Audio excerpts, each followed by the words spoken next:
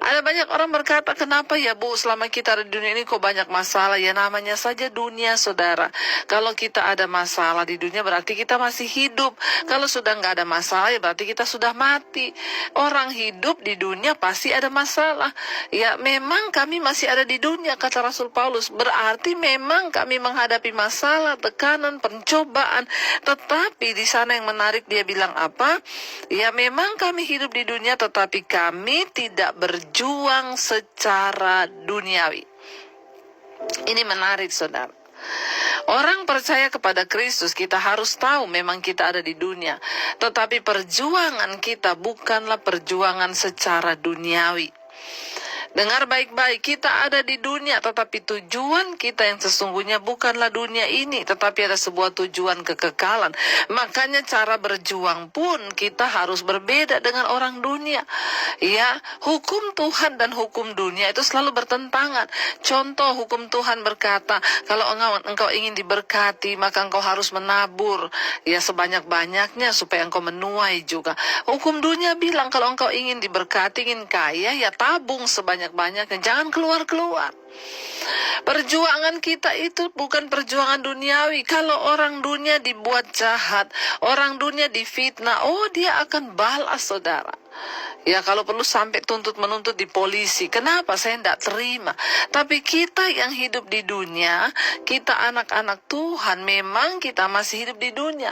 Tetapi perjuangan kita harus berbeda dengan orang dunia. Bahkan ketika kita difitnah, kita rela melepaskan pengampunan. Ketika kita disakiti, kita rela mengampuni. Itu namanya perjuangan yang benar. Kalau Anda sebagai orang Kristen tinggal di dunia, Anda berjuang secara duniawi, memakai cara-cara kotor di dalam pekerjaanmu. Orang dunia lakukan begini, kita juga lakukan begini. Saya selalu berkata, saudara, kepada para banyak pengusaha, buat apa engkau dapat uang banyak kalau dengan cara-cara kotor engkau berjuang? Buat apa? Ingat loh, seberapapun kekayaan yang kau miliki, orang itu makan cuma sehari 3 kali. Buat apa kita punya uang kalau kita nggak berkenan sama Tuhan? Yesus bilang, untuk apa engkau peroleh dunia dan segala isinya, tapi engkau kehilangan nyawamu? Jangan berjuang secara duniawi, jangan pakai cara-cara kotor. Mau naik harus jatuhkan orang lain. Mau naik menjegal kanan kiri, memfitnah kanan kiri. Mau mendapatkan keuntungan, bahkan ada yang rela membunuh untuk mendapatkan uang. Saudara, kalau tujuan hidup kita hanya uang, uang, dan uang, maka ingat, kebinasaanlah yang akan kita terima. Memang kita masih hidup di dunia, tapi perjuangan kita bukan perjuangan duniawi. Ya, jangan menghalalkan segala cara. Jangan ikut-ikut dengan cara dunia yang kotor ini. Mari kita pakai sistem kerajaan Allah. Mari kita mulai mengalir bersama dengan Tuhan. Mari kita mulai melakukan kehendak Tuhan. Rasul Paulus bilang, memang kami hidup di dunia, tapi kami tidak berjuang secara duniawi. Anak Tuhan harus berjuang secara rohani. Ya, karena hukum Tuhan dan hukum dunia itu memang berbeda. Ayat 4, senjata kami dalam perjuangan bukanlah senjata duniawi, melainkan senjata yang diperlengkapi dengan kuasa Allah yang sanggup untuk meruntuhkan benteng-benteng. Ya, perjuangan kita itu bukanlah perjuangan secara duniawi dengan memakai kekuatan sendiri. Perjuangan kita itu memakai kekuatan Tuhan. Kita berjuang secara rohani. Kita berjuang dengan caranya Tuhan.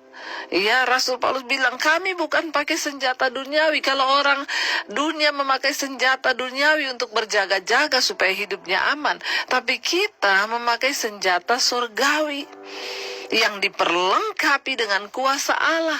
Senjata kita bisa membungkamkan iblis, membungkamkan setan. Bahkan dikatakan di sana apa? Senjata kita dapat meruntuhkan benteng-benteng.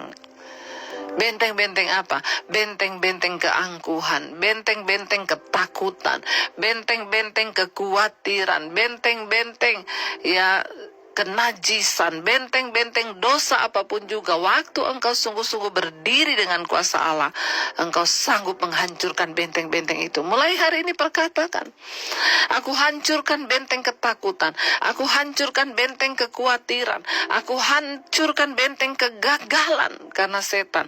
Aku mau berjalan di dalam jalannya Tuhan, dan aku percaya maka Tuhan menyertai. Ingat, kuasa kita, senjata kita bukan senjata duniawi, tapi senjata surgawi yang diperlengkapi dengan kuasa Tuhan dari tempat yang maha tinggi. Ya, dia katakan di sana, saudara, ya, ayat yang kelima, kami mematahkan setiap siasat orang dan merubuhkan setiap kubu yang dibangun oleh keangkuhan manusia untuk menentang pengenalan akan Allah. Kami menawan segala pikiran dan menaklukkannya kepada Kristus. Ya, dengan kuasa Tuhan kita bisa mematahkan setiap siasat-siasat orang jahat. Siasat di sini berbicara tentang rancangan. Ya, rancangan orang jahat untuk menjatuhkan kita. Kita bisa patahkan dalam nama Yesus. Bahkan rancangan jahat pun digagalkan ketika kita berjuang dengan senjata rohani. Ya, bahkan kita merubuhkan setiap kubu yang dibangun oleh keangkuhan manusia untuk menentang pengenalan akan Allah. Ternyata dalam kehidupan orang-orang itu ada kubu-kubu yang dibangun oleh keangkuhan manusia, yaitu kesombongan. Dia tuh menentang pengenalan akan Allah. Ya, makanya banyak orang bilang, Bu, suami saya itu Kristen, Bu.